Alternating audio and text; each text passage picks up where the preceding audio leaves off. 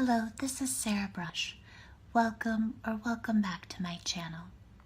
So today I'm going to talk about exactly what happened on February 24th, 2018 that led to this entire nightmare unfolding. I'm going to break this account up into 3 parts, and this is the first of those 3 parts because the account should be quite long. Okay, let's go ahead and get started. So I know that you will find that it was completely ludicrous and asinine for my attackers and Yale to have waged a months-long campaign to destroy my life, discredit my work, and try to get me killed over the absolute nothing that I did wrong on February 24th. I still sometimes literally go into shock when I think about what was done to me over the absolute nothing that I did wrong on February 24th. The Yale housing managers also investigated what happened and determined that not only had I done nothing wrong, but that I was the only person involved who had done nothing wrong. The only thing I tried to do that evening was take reasonable precautions to enter my dorm room safely. That was the only thing that I tried to do. The account of what occurred also exists in the form of a Yale campus police report filed with Officer Grace Schenkel on March 9th, 2018. Officer Schenkel was very kind to me, and her report is largely correct with a couple of minor errors. She also recorded our conversation on her body camera. On February 24th, 2018, in the early evening, I had left my dorm to grab something to eat.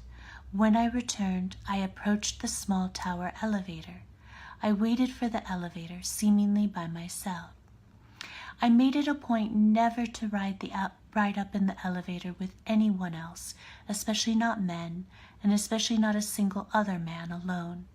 I had a very scary and serious safety threat take place the year prior, involving access to my dorm room. Also, I admit to being hypervigilant with respect to my personal safety. I have endured a life of great trauma and violence, including sexual violence.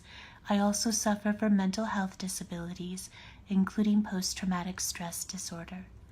Additionally, I know that people who are not residents try to sneak into the elevator behind residents because the elevator may only be operated with a resident's dorm key, and they do this in order to get access to residents' rooms as well as the 12th floor common room for parties.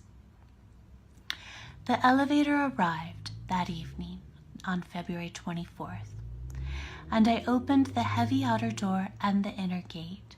As I reached out my hand to catch the heavy outer door, I was surprised that it didn't fall back onto my hand. Someone had caught it. I could not see who it was. I had no idea if the person was a man or a woman. The person followed me into the elevator. I saw that this person was a man.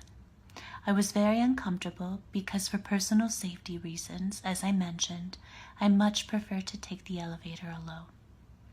At the time, it felt to me as if this person had snuck into the elevator behind me, as people were wont to do, but I didn't want to assume that this was anything more than a coincidence.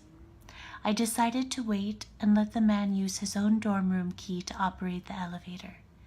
He seemed to be waiting for me to use my dorm room key and made no motion whatsoever that indicated that he had any intention of using his own. It was at this point that I was fairly sure that this person was not a resident. I thought for a moment about simply stepping out of the elevator, which I now of course wish that I had done. None of this would have happened if I had simply stepped out of the elevator. Of course, I did not fail to notice that this man was a black man. I am a human and civil rights attorney activist who works on the issues of implicit bias and police brutality. And a part of the reason why I chose not to step out of the elevator is because I didn't want him to think that I was acting out of racial bias, either implicit or explicit. I decided to remain calm. Probably nothing untoward was happening, I told myself. I used my key to start the elevator.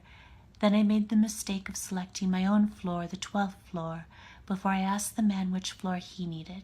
He said 12. Of course, this made me even more uncomfortable because I was concerned that he had only said 12 because I had already selected the 12th floor. I again decided to remain calm and not jump to conclusions. I told myself, perhaps the man is going to a party in the 12th floor common room, regardless of whether he is actually a resident or no. Perhaps that has already begun, and when we get off the elevator, he will simply enter the 12th floor common room, and I'll be able to enter my dorm room safely. When we got to the 12th floor, we both exited the elevator.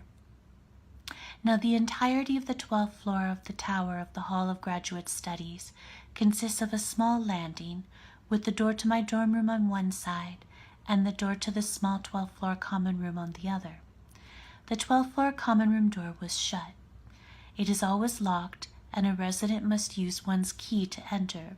I did not hear any noise that would indicate that there was any kind of event taking place therein. I waited for the man to either use his own resident key to enter or to knock on the door to be let in. Okay, I'll stop here. This is the first of the 3 parts, and I will continue in the second part. Thank you so much for spending a few moments with me.